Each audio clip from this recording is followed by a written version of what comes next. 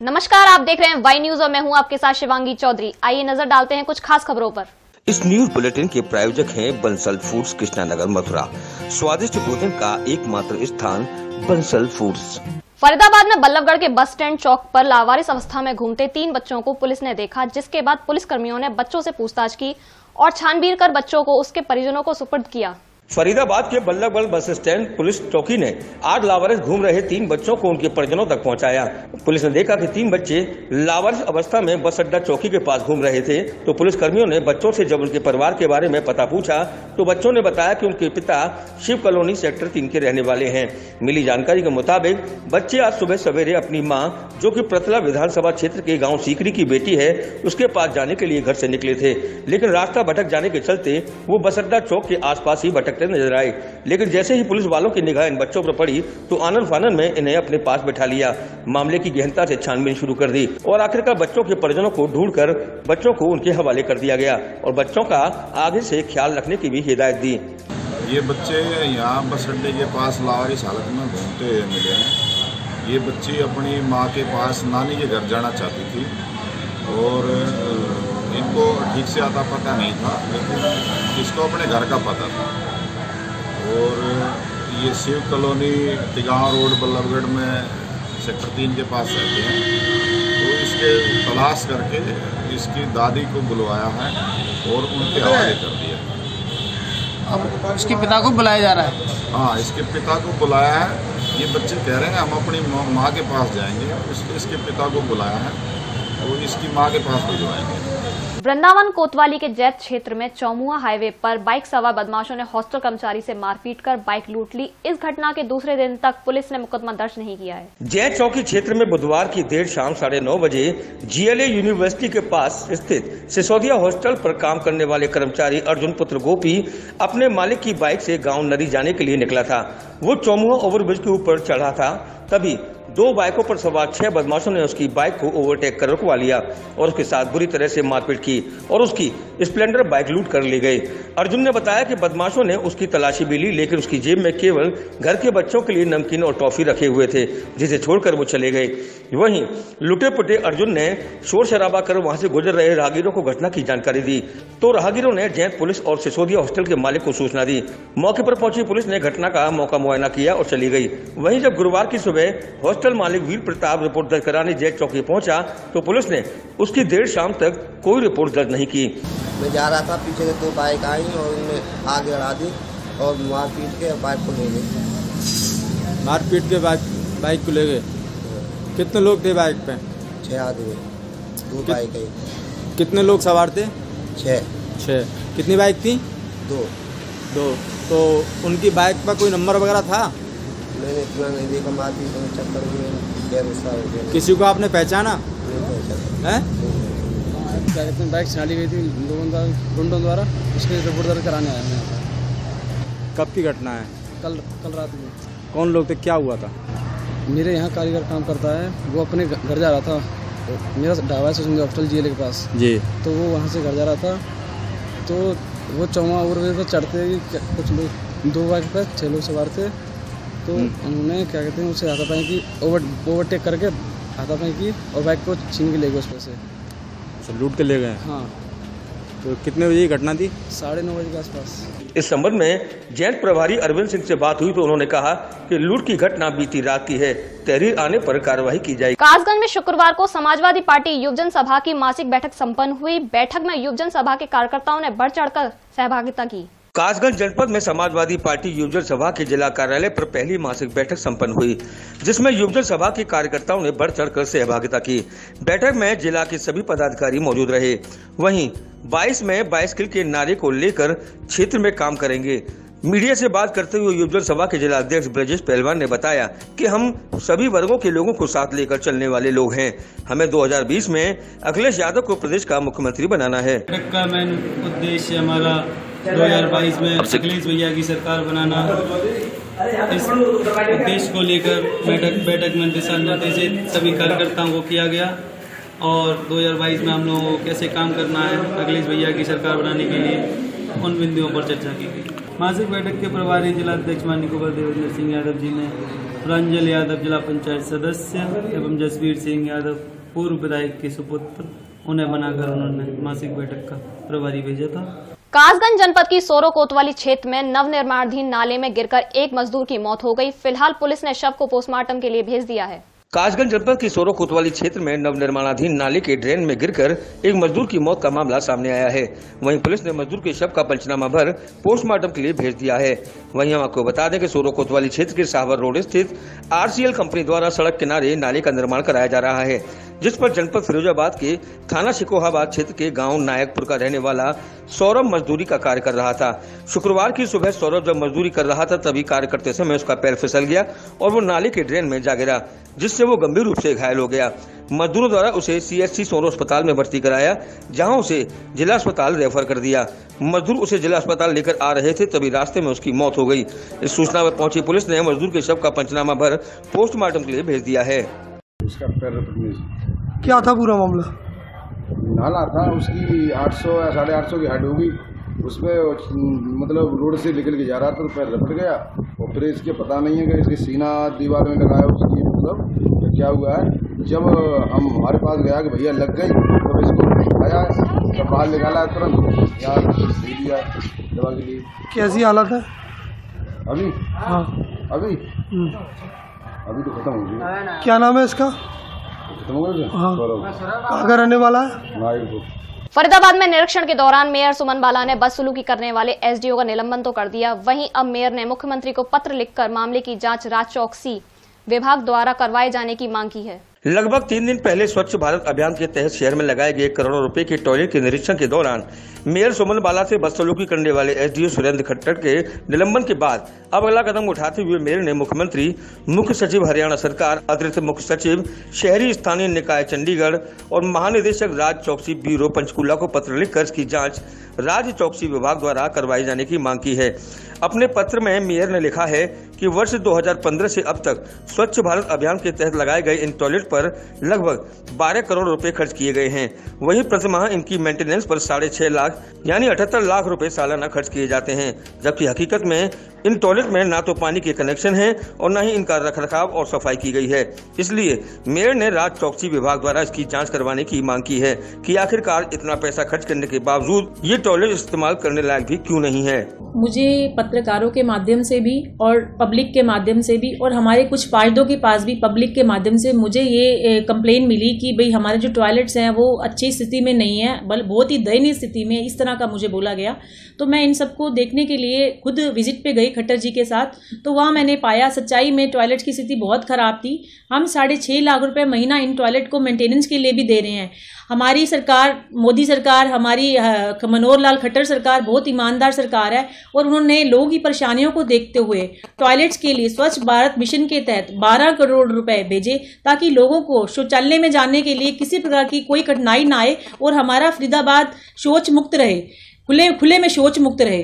तो इन चीज़ों को देखते हुए उन्होंने 12 करोड़ रुपए स्वच्छ भारत मिशन के तहत भेजे, लेकिन हमारे अधिकारियों ने इसको बिल्कुल सही से काम नहीं किया और बहुत लापरवाही बरती, जिसके चलते पब्लिक ने मुझसे ये शिकायत करी कि भाई ये जो काम हो रहा है बिल्कुल सही नहीं है और टॉयलेट बहुत अच्छी स्थिति में नहीं है। वहाँ पे 1 मिनट के लिए भी आप मास्क पर डाल के जाके दिखाइए वो किस तरह की स्थिति में है। तो इन चीज़ों को देखते हुए मैं स्वयं गई और मैंने पाया कि ये जो है बिल्कुल भी ठीक स्थिति में नहीं है और इन्हें मतलब इसके लिए मैंने जांच के लिए चिट्ठी भी भेजी है और इस पे जांच कराई जाएगी और जो भी दोषी होगा उस पे सख्त से सख्त कार्रवाई की जाएगी। मथुरा शहर के BSA कॉलेज के सामने रुपयों के लेन देन को लेकर 2 टेम्पो चालक आपस में भिड़ गए और सड़क पर ही एक दूसरे से मारपीट करने लगे। वहीं गुस्साए राहगीरों ने हंगामा काट रहे एक टेम्पो चालक को ढूंढ डाला। 2 लोगों के बीच सड़क पर नूरा कुश्ती का ये नजारा शहर के BSA कॉलेज के सामने का है, जहां 2 युवक सड़क पर ऐसे लड़ रहे हैं जैसे कि किसी अखाड़े में दाव पेच आजमा रहे हों। हम आपको बता दें कि सड़क पर नूरा कुश्ती करते ये लोग दरअसल टेम्पो चालक हैं, जिनके बीच 80 रुपए के लेन देन को लेकर वाद विवाद हो गया। इस पर तुर्रा ये कि दोनों ने ही शराब पी रखी थी। जब अंगूर की बेटी सर पर चढ़ी हो तो आखिर हार कौन माने, लिहाजा दोनों टेम्पो चालक सड़क के बीच ही गुत्थम गुत्ता और मारपीट करने लगे। ये नजारा देखकर वहां भीड़ इकट्ठी हो गई। इसी बीच अंगूर की बेटी के जोशीले जवान एक टेम्पो चालक ने तेज गति में आती पुलिस की जीप को रोकने का भी प्रयास किया, लेकिन जीप फर्राटा भरते हुए निकल गई और टेम्पो चालक बाल बाल बच गया। इस जोशीले टेम्पो चालक का जोशीलापन देखकर वहां तमाशबीन बने राहगीरों को गुस्सा आ गया और उन्होंने कुछ ज्यादा ही हंगामा काटते टेम्पो चालक की धुनाई कर दी, तो उसका सारा नशा काफूर हो गया और उसने टेम्पो लेकर भागने में ही अपनी भलाई समझी। नागरिकों में देशभक्ति जागरूक करने के लिए बीएसएफ के ब्रॉस बैंड के जवानों ने वृंदावन के एक मंदिर में म्यूजिक शो किया, जहां उन्होंने देशभक्ति की धुनें बिखेरकर सभी लोगों को मंत्रमुग्ध कर दिया। बीएसएफ के ब्रास बैंड ने वृंदावन में संगीत टीम के साथ नागरिकों को देशभक्ति के लिए जागरूक करने के लिए शो का आयोजन किया। शांति सेवा धाम स्थल पर बीएसएफ के ब्रास बैंड टीम के सदस्यों ने दिल दिया है जान भी देंगे ए वतन तेरे लिए आदि विभिन्न धुनों को बजाकर लोगों के दिलों में देशभक्ति की भावना जगाई।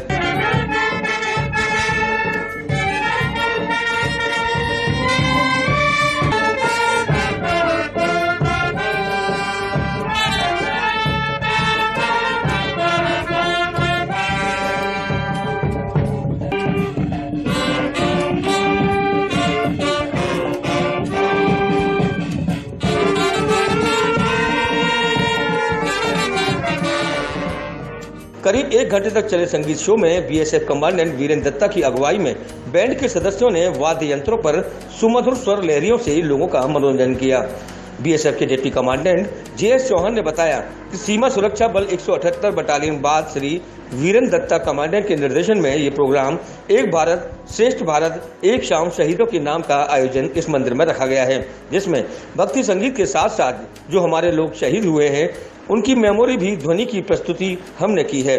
हमारे सीमा सुरक्षा बल के उप महानिरीक्षक महोदय के निर्देश में ब्रास बैंड दिल्ली से हमने ये मंगवाया है। ये प्रोग्राम मथुरा देवनगरी वृंदावन में हुआ था। मंदिर में हमने जो भी प्रोग्राम रखा है, यहाँ पर भक्तों की काफी भीड़ थी। ये सीमा सुरक्षा बल 178 बटालियन बाद श्री वीरेंद्र दत्ता कमांडेंट के मार्गदर्शन में यह प्रोग्राम एक भारत श्रेष्ठ भारत एक शाम शहीदों के नाम का आयोजन इस मंदिर में रखा गया है, जिसमें भक्ति संगीत और भक्ति संगीत के साथ साथ जो हमारे शहीद लोग हैं उनकी मेमोरी में भी यह ध्वनि की प्रस्तुत हमने यहाँ पर की है। ये सब चीज़ आज क्या खास था और ये सब में क्या खास आज बैंड बजा के जनता को संदेश पहुँचाया है? हमारे सीमा सुरक्षा बल में उप महानिरीक्षक महोदय दिनांक 23 फरवरी 2021 को यहाँ आए थे और उनके वार्षिक निरीक्षण के दौरान में इस ब्रास बैंड हमने दिल्ली से यहाँ मंगाया था, तो साथ साथ हमें यह प्रोग्राम भी दिया हुआ था कि मथुरा देवनगरी और वृंदावन की देवनगरी में इन दोनों प्रोग्रामों का आयोजित किया जाए। यूपी के कासगंज में एक तेज रफ्तार रोडवेज बस ने बाइक सवारों को रौंद दिया। इस हादसे में एक बाइक सवार की मौत हो गई, जबकि दूसरा गंभीर रूप से घायल हो गया। कासगंज में सदर कोतवाली क्षेत्र के मथुरा बरेली हाईवे पर एक तेज रफ्तार रोडवेज बस ने बाइक सवारों को रौंद दिया। बाइक सवार लोगों में एक की मौत हो गई, जबकि दूसरा गंभीर रूप से घायल हो गया। घायल को बेहतर उपचार के लिए अलीगढ़ मेडिकल कॉलेज भेजा गया है, जबकि मृतक के शव का पंचनामा भर पोस्टमार्टम के लिए भेजा है। हादसे की घटना कासगंज कोतवाली इलाके के बांकनेर रिलायंस पेट्रोल पंप के सामने की है। बताया जा रहा है कि हादसे के शिकार हुए बाइक सवार ज्ञान प्रकाश पुत्र सोनपाल निवासी पालसन पोस्ट अबिसौली थाना सिकंदराऊ का रहने वाला था, जिसकी मौत हो गई, जबकि ओमकार पुत्र शिव दयाल निवासी नगला भभूति गंभीर रूप से घायल हो गया। इधर घटना की खबर मिलते ही दोनों के परिवारीजन जिला अस्पताल पहुंच गए, जहां रो रो कर परिवारजनों का बुरा हाल है। ये एक्सीडेंट हुआ है रिलायंस पेट्रोल पंप के सामने। बताया जा रहा है कि रोडवेज ने टक्कर मार दी। ये लोग बाइक पे थे, जिसमें एक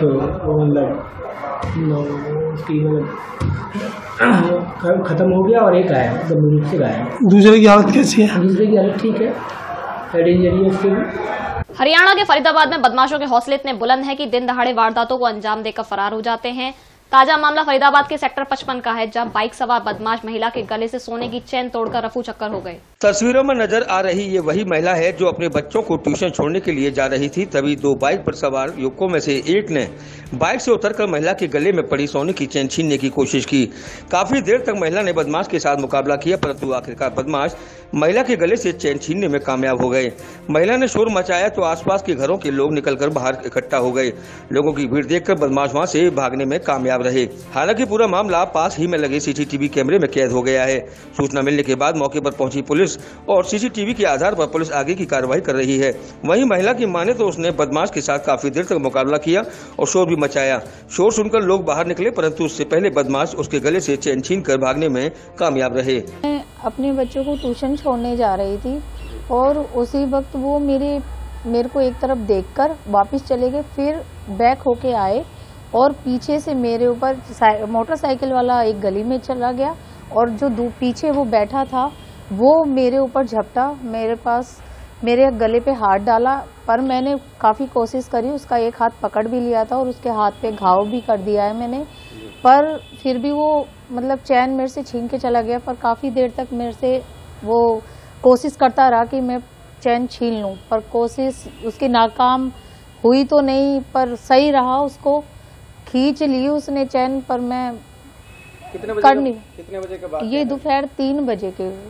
तो क्या आसपास कोई लोग नहीं? वहाँ पर कोई नहीं था, आसपास बिल्कुल खाली रोड थी।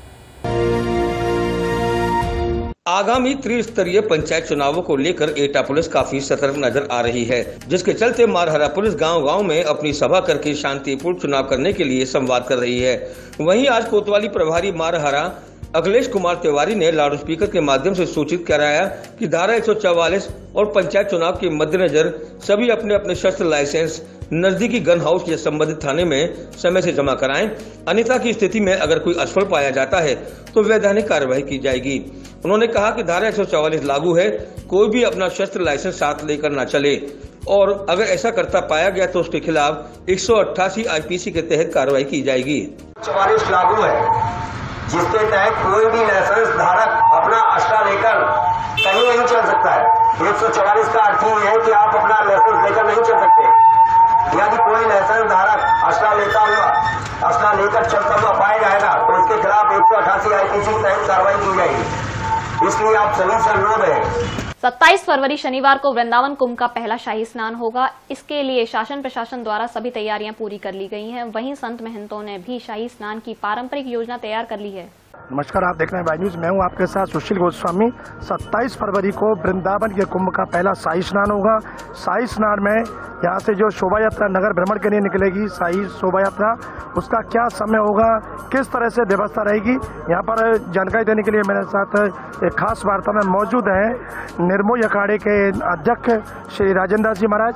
बताएं महाराज जी, क्या व्यवस्था है प्रथम शाही स्नान? जय श्री राम। शोभा यात्रा नहीं है, शाही स्नान होगा। पहली बार जो है वैष्णव तीनों अखाड़े जो है शाही स्नान कल सुबह 9 बजे से और जो है 12 बजे का क्रम रखे, जिसमें हनुमान जी की देख रेख में जो है बैंड बाजे, हाथी, घोड़ा, ऊंट और सभी भारत भर से आए हुए वैष्णव संत महात्मा अपना घोड़ा बग्गी में चमर छत्र लगा के जो है और जो है गाजे बाजे के साथ में खिलाड़ी अपना जो है खेल दिखाते हुए भगवान का नाम लेते हुए नगर जो है प्रवेश करते हुए और जो है आके और जमुना जी का जो है पूजन करके और सब मिलके जो है शाही स्नान करेंगे। तो बहुत भव्य और दिव्य जो है व्यवस्था दिख रही है। कल जैसे कि प्रशासन की बैठक हुई तो उसमें जो कमियां थी तो उसके लिए भी बात हुई और ऐसा अभी लग रहा है कि जो है ज़्यादा से ज़्यादा पब्लिक आएगी तो प्रशासन को जो है उसमें ज़्यादा से ज़्यादा व्यवस्था करेगी, जिससे कि जो है निर्विघ्न संपन्न हो सके। आपने जो समस्या बताई तो प्रशासन कार्य कर भी रहा है आज? हाँ ना, प्रशासन जो है कर रहा है और भी कोई कमी होगी तो करेंगे। प्रशासन बहुत एक्टिव है, उसका पूरा श्रेय जो है यहाँ के मुखिया योगी आदित्यनाथ को जाएगा कि वो स्वयं साधु है और साधु की परंपरा भव्य और दिव्य जो है हो और जो है देश के अंदर जो है हिंदू सनातन संस्कृति का जो है जैसे कि आदरणीय प्रधानमंत्री की देखरेख में राम मंदिर का निर्माण हो रहा है, तो वैसे भी जितनी भी हमारी सनातन परंपरा है अभी बीजेपी सरकार और जो है मोदी जी के शासन में जो है अभी वर्तमान यहाँ वृंदावन कुंभ में जो लग रहा है वह भव्य और दिव्य अपने आप को महसूस कर रहा है। मैं यहाँ के नगरवासी और सभी बुद्धिजीवी जनता से अनुरोध करूंगा कि यह पावन रूपी कुंभ में आइए और जो है डुबकी लगाइए और अपने जीवन को कृतार्थ करिए। जय श्री राम। अनुमानित कितने संत महात्मा इसमें हजारों लाखों की मात्रा में साधु संत रहेंगे जिसकी कोई गिनती नहीं है, और जो है सती सेवक रहेंगे, भजन मंडलियां रहेंगे, रथ रहेंगे, सब अपने अपने सजो और सज्जा के साथ जो है श्रृंगार करते हुए और नृत्य करते हुए, भजन करते हुए, कीर्तन करते हुए लोग जो है शाही स्नान करेंगे जैसे हर कुंभ मेला होता है। सुना आपने पूरे विस्तार के साथ महाराज जी ने शाही स्नान की जो यात्रा होगी उसके बारे में पूरा विस्तार से वर्णन किया है और बताया कि सबसे आगे तीनों अनी होंगे, निर्मोही अखाड़ा और निर्माणी अखाड़ा, दिगम अखाड़ा, तीनों अखाड़ों के महंत एक साथ चलेंगे और उनके आगे जो नागा साधु हैं वो पटेबाजी करते हुए बड़े अलग अनोखे अंदाज में अपनी परंपरा को करते हुए चलेंगे। और सबसे आगे जैसा बताया कि हनुमान जी की ध्वजा होगी, हनुमान जी उनके संरक्षक है इस कुंभ के, तो उनकी ध्वजा होगी। उसके बाद सभी अखाड़ों की ध्वजाएं चमर छत्र होंगे और उनके साथ फिर सभी साधु महंत जो इस प्रवास कर रहे हैं कुंभ में वो सब होंगे। तो हजारों की संख्या में साधु प्रथम शाही स्नान के लिए चलेंगे। तो वृंदावन वासियों, यहाँ के ब्रजवासियों और आने वाले सभी भक्तों से हम यही कहना चाहेंगे कि ऐसे दिव्य महापुरुष संतों के कल आपको एक जगह एक साथ भगवान बांके बिहारी की नगरी में दर्शन होंगे। तो आप अपने समूचे कार्यों से छोड़कर और उनके स्वागत के लिए पलक फावड़े में चाहे पुष्प वर्षा करें, जगह जगह स्वागत द्वार बनाएं, क्योंकि संत के रूप में आपको साक्षात भगवान के दर्शन होंगे। और ये आपका बहुत ही सौभाग्य की बात है कि 10 वर्ष जो 12 वर्ष बाद जो कुंभ लगता है वो 10 वर्ष बाद इस बार वृंदावन की पावन धरा पर इस बार भव्य और दिव्य रूप में इसका आयोजन हुआ है। भाई न्यूज के लिए कैमरा पर्सन दिलीप वर्मा के साथ सुशील गोस्वामी। संतों द्वारा कुंभ मेले में शौचालय आदि की व्यवस्था निम्न स्तर की बताई जाने के बाद जिलाधिकारी ने अधीनस्थ अधिकारियों के साथ शौचालय की स्थिति देखी। इस दौरान अधिकांश शौचालय की स्थिति बद से बदतर मिली। वृंदावन कुंभ में सभी विभागों को अपनी अपनी व्यवस्थाएं बेहतर तरीके से देने के लिए निर्देश शासन प्रशासन द्वारा दिए गए हैं। इसलिए मथुरा के जिलाधिकारी नवनीत सिंह चहल लगातार बैठक और निरीक्षण करके व्यवस्थाओं का जायजा ले रहे हैं। मेले के साधु संतों के साथ उन्होंने बैठक की। इस दौरान तमाम संतों ने प्रशासन द्वारा लगाए गए शौचालय की बदतर स्थिति की शिकायत की। जिलाधिकारी नवनीत सिंह चहल ने संतों की शिकायत को गंभीरता से लेते हुए रात्रि में ही पूरे मेला क्षेत्र में मेला अधिकारी, सीडीओ और नगर निगम के डिप्टी मेयर राधा कृष्ण पाठक, संयुक्त नगर आयुक्त, सफाई निरीक्षक आदि को साथ लेकर भ्रमण किया। निरीक्षण के दौरान उन्होंने स्वास्थ्य विभाग की डिस्पेंसरी के सामने खड़े मोबाइल टॉयलेट का निरीक्षण किया, जहां भारी गंदगी मिली। इसके बाद संस्कृति ग्राम के पास बने पब्लिक टॉयलेट की स्थिति देखी, वहां भी सफाई ठीक ढंग से नहीं मिली। मेले में जगह जगह शौचालय में मिली गंदगी को लेकर जिलाधिकारी नाराज दिखे। उन्होंने साथ चल रहे नगर निगम के संयुक्त नगर आयुक्त और जेडएसओ को जिला क्षेत्र के समूचे शौचालय को साफ और स्वच्छ बनाने के निर्देश दिए। उन्होंने कहा कि किसी भी कीमत पर गंदगी बर्दाश्त नहीं की जाएगी।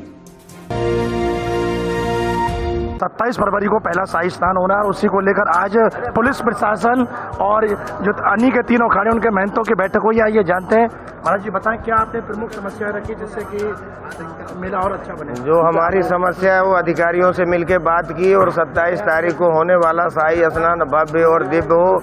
इसमें सभी साधु संत जो है मिलके जो है पावन गंगा में डुबकी लगाएंगे। लेकिन भारत देश के लोग, ब्रजवासी लोग सभी से अनुरोध है कि यह पावन महोत्सव में ज्यादा से ज्यादा आवे और जो है पावन रूपी जमुना जी में डुबकी लगावे। देखिए, शौचालय, विद्युत, जल और सुरक्षा और तथा खाद्यान्न सभी प्रकार के प्रश्नों का अभाव उठाया गया है और समस्या का समाधान किया गया है। प्रशासन ने आश्वासन दिया है कि हमारे साथ समस्या के समाधान करेंगे और हर विभाग का ऑफिसर आपके यहाँ आएगा और सुरक्षा प्रदान करेगा। ये हमारे जगत गुरु जी हैं। ये हम कह रहे हैं कि हम लोग मेला के आश्वासन दिए हैं। हम लोग सभी को, वृंदावन के सभी निवासी को मतलब कि एक परम दायित्व है कि इस मेला को सफल बनावे। हम लोगों को तो है, हम लोग तो इसी के लिए माला कंठी पहने हैं। तो ये मेला को सफल कैसे बनाया जाए ये आप लोगों से बेसी कोई नहीं जानता है।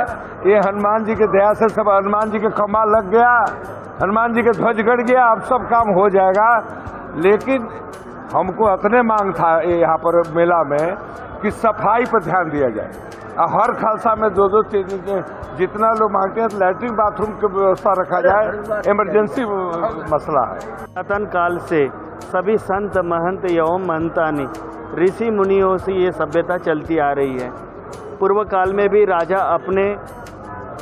में भी राजा इस सभ्यता और संस्कृति को बड़े सुसूचित करते थे और इस काल में भी सभी संस्कृति को संरक्षक करने के लिए, संवर्धन करने के लिए, सनातन परंपरा एवं संस्कृति की सभ्यता को संवर्धन करने के लिए सारे संत इकट्ठा होते हैं और इसको सफल बनाने के लिए प्रशासन का जब तक सहयोग नहीं मिलेगा, प्रशासन का सहयोग नहीं मिलेगा एवं संवर्धन पद्धति से नहीं होगा, क्योंकि मेला केवल मात्र एक व्यक्ति का नहीं, ये सनातन सभ्यता की संस्कृति है जिसका संवर्धन करने का दायित्व एवं भारत सरकार एवं राज्य सरकार एवं प्रशासन का भी है। 28 तारीख को साई स्नान के पूर्व संतों के साथ बैठक हुई है भीमवाड़ी के महल में, बहुत सारी समस्याओं में बताएंगे। आज सभी साधु संतों के साथ जिला प्रशासन ने, मेला प्रशासन ने सभी अधिकारियों के साथ बैठकर और सभी साधु संतों के सभी वरिष्ठ महंत गणों के साथ बैठकर चर्चा की।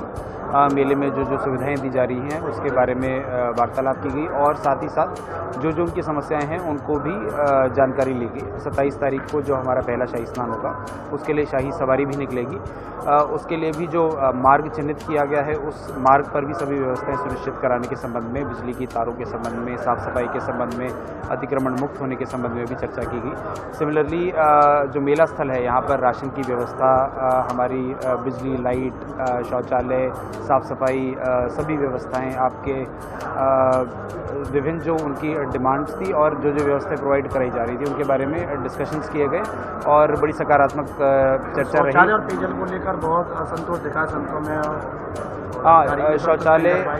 शौचालय और पेयजल को लेकर कुछ समस्या उनके द्वारा बताई गई हैं, तो उसमें कनेक्शंस को तेज़ी से सभी जगह दिए जाने के निर्देश जो हैं वो संबंधित दोनों विभागों को, नगर निगम को भी और हमारा जो पेयजल का जल निगम का जो पेयजल डिवीज़न है उसको भी दिया गया है। सभी साधु संतों को जानकारी दी गई कि जो गंगा जल है उसके माध्यम से पानी की व्यवस्था सभी को सप्लाई लाइन की तरफ से दी जा रही है। साथ ही साथ जहाँ आवश्यकता है वहाँ पर सबमर्सिबल या शुद्ध गंगा जल की आपूर्ति की जा रही है। जैसे जैसे नए नए अखाड़े या नए नए खालसे या नए नए टेंट्स लगते जा रहे हैं वैसे वैसे वहाँ पर कनेक्शन दिए जाने की व्यवस्था है। तो जो नए टेंट्स या नए इस्टेब्लिशमेंट्स बन रहे हैं वहाँ पर तत्काल फील्ड में भ्रमण कर सभी अधिकारियों को, एक्सीन स्तर के अधिकारियों को निर्देश दिए गए हैं। सिमिलरली जैसे जैसे नए एरियाज़ में मेला एक्सपैंड हो रहा है वहाँ पर शौचालय की व्यवस्था तत्काल साथ के साथ कराई जाए, ऐसे नगर निगम को निर्देश दिए गए हैं। मेले को एक भव्य, दिव्य और एक सुव्यवस्थित रूप दिए जाने के लिए प्रशासन प्रतिबद्ध है और उसे सुनिश्चित भी किया जा रहा है। इस बात को लेकर सभी हमारे जो साधु संत हैं वो मानते हैं कि इस बार मेले की जो भव्यता, दिव्यता है वो कई गुना अधिक बढ़ गई है और बीच बीच में जैसी जैसी उनकी डिमांड या समस्याएं आती हैं उसको निस्तारण भी समय समय पर कराया जा रहा है। आपको ये भी बताना चाहूँगा कि 19-20-1920 एक टोल फ्री नंबर जो है वो मेले में अनवरत कार्यरत है। हमारा जो इंटीग्रेटेड कमांड कंट्रोल सेंटर है वो चल रहा है, तो कोई भी व्यक्ति किसी भी प्रकार की मेले में समस्या हो तो 1920 को डायल कर सकता है और वहाँ पर वो समस्या की जानकारी दे सकता है। उसका तत्काल निस्तारण भी सुनिश्चित कराया जा रहा है। सर, मेले में जो आई पेशवाई निकलेगी उसका मार्ग की बात करें, मार्ग की जगह जगह खुदा हुआ है और कई जगह तो अभी काम भी चल रहा है, कंस्ट्रक्शन चल रहा है। ये सभी कार्यों को कल सुबह तक पूर्ण कराने के निर्देश दे दिए गए हैं। कहीं कहीं पर कंस्ट्रक्शन की एक्टिविटी जो चल रही है वो आखिरी स्टेजेस पर है, वो कंप्लीट होने वाली है। सिमिलरली जो नालियाँ हैं कुछ जगहों पर कवर्ड किए जाने की भी एक्टिविटी चल रही है, वो भी कल सुबह तक समाप्त हो जाएगी। इसी संबंध में डिस्कशंस भी हुआ, सभी अधिकारियों को निर्देश भी दिए। मेले में आने वाले जो आम आदमी हैं उनके ठहरने रुकने के लिए रैन बसेरा जैसी क्या व्यवस्था है मेले में? वृंदावन अपने आप में एक इस प्रकार एक भव्य, दिव्य और एक पवित्र स्थान है जहाँ पर लगातार डेली व्यक्ति आते हैं, जाते हैं और एक फ्लोटिंग पब्लिक मथुरा और वृंदावन में पर्याप्त रहती है और यहाँ पर रहने की व्यवस्थाओं के संबंध में किसी प्रकार की कमी हमारे शहर में नहीं है। बहुत वेलकमिंग लोग हैं, बहुत वेलकमिंग व्यवस्थाएं हैं। तो मैं आपके माध्यम से ये अपील सभी को करना चाहूँगा कि इस मेले में आएँ, दर्शन करें और इस कुंभ पूर्व वैष्णव बैठक का जो एक पवित्र अवसर है, पवित्र आयोजन है, उसका हिस्सा बने। सर, एक यातायात की व्यवस्था जो है बिल्कुल दुरुस्त नहीं है। आज भी मेले के अंदर एक एक्सीडेंट हुआ है, वाहन बिना पास के मेले में घूमता हुआ एक महिला के ऊपर चढ़ा, कल भी घटना हुई है। पासेस को दिए जाने के संबंध में और रूट्स के निर्धारण के संबंध में एक यातायात की समिति बनाई गई है, जिसमें एसपी ट्रैफिक और एडीएम प्रशासन, जो कि अपर मेलाधिकारी भी हैं, वो मेंबर हैं, वो अध्यक्ष हैं।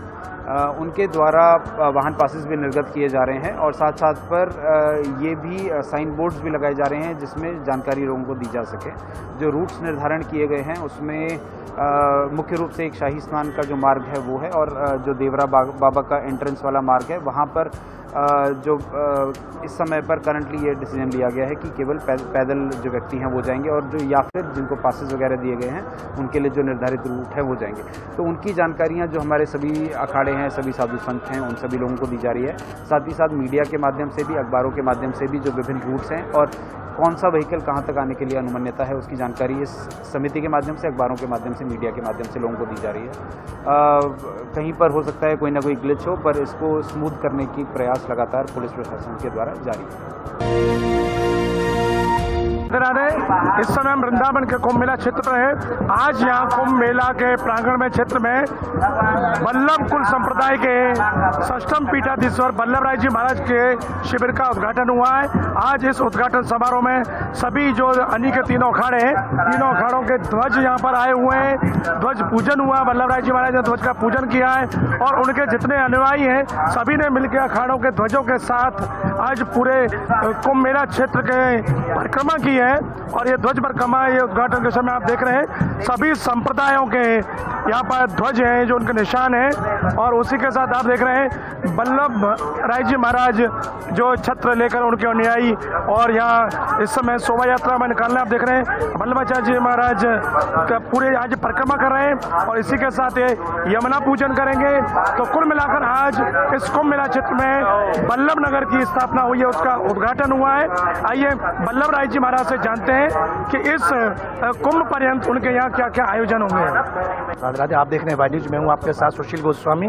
इस वक्त हम कुंभ मेला क्षेत्र के श्री विष्णु स्वामी वल्लभ नगर में मौजूद हैं और यहाँ पर षष्ठम पीठाधीश्वर श्री महाराज जी यहाँ पर विराजे हुए हैं। वल्लभ राय जी महाराज जी, कुंभ में यहाँ वल्लभ नगर में क्या क्या दिव्य आयोजन होंगे, आइए जानकारी देते हैं महाराज।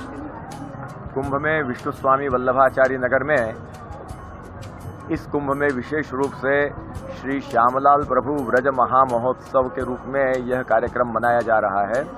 सूरत से हमारे साथ में हमारे निज निधि श्री महाप्रभु जी के सेव्य श्री श्यामलाल प्रभु यहाँ पर पधारे हुए हैं और विविध कार्यक्रम यहाँ पर संपन्न होने वाले हैं इस नगर में, तथा नगर के बाहर जतिपुरा भी पधारेंगे।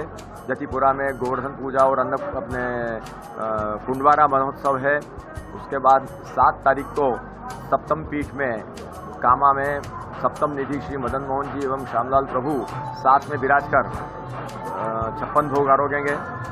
8 तारीख को 8 मार्च को जतिपुरा में सुरभि कुंड के ऊपर इंद्रमान भंग स्थल पर श्री श्यामलाल प्रभु पधारेंगे और वहाँ भी 56 भोग का महोत्सव है। उसके सिवा भी होरी के दिन चल रहे हैं, इसलिए गोकुल में और गुलाल कुंड आदि पे भी बहुत से विशेष मनोरथ हैं और वो संपन्न होंगे। महाराज जी, इस दौरान ब्रज यात्रा का भी कार्यक्रम है आपके यहाँ? हाँ, ब्रज यात्रा वैष्णव लोग अपने हिसाब से वैष्णव लोग भी ब्रज यात्रा भी करेंगे जो नगर में आए। अपने शिविर से जुड़े हुए कितने वैष्णव यहाँ पर आ चुके हैं? अभी तो हम आज सुबह ही आए हैं। मेरे आने के पहले भी नगर में कितने हैं अभी तो हमको जानने की भी समय नहीं मिला, लेकिन हमारी कमेटी जितने भी लोग आए हैं उनको बहुत अच्छी तरह से उनका स्वागत सत्कार और उनकी व्यवस्था कर रहे हैं। और महाराज जी, कोई कथा वगैरह का कोई आयोजन? हाँ, यहाँ अपने कथा वगैरह का भी समय समय पर कार्यक्रम होगा। व्रज महात्म्य आदि के ऊपर यहाँ विशेष कार्यक्रम। तो आपने सुना वल्लभ राय जी महाराज जो इस वल्लभ कुल का जो शिविर लगाया है, इसके मूल आचार्य है और षष्ठम पीठाधीश्वर है। वल्लभ कुल के जो 7 पीठ है उनमें से षष्ठम पीठ के सूरत से आप आए और उन्होंने बता दिया है कि यहाँ पर बीच बीच में ब्रज में भी उन्होंने भ्रमण करेंगे। ब्रज यात्रा का कार्यक्रम है। जतिपुरा, नंदगाम, बरसाना, कामन में उनके तमाम मनोरथ 56 भोग होंगे और यहाँ कथा भी होंगी और अनेक धार्मिक कार्यक्रम यहाँ होंगे। तो आइए आप इस भव्य कुंभ का आनंद लीजिए और उसमें वल्लभ नगर में होने वाले जो कार्यक्रम है उनका भी आप आनंद लीजिए। वाई न्यूज के लिए कैमरा पर्सन रिंकू वर्मा के साथ सुशील गोस्वामी। फिलहाल इस बुलेटिन में इतना ही। आप देखते हैं वाई न्यूज। नमस्कार।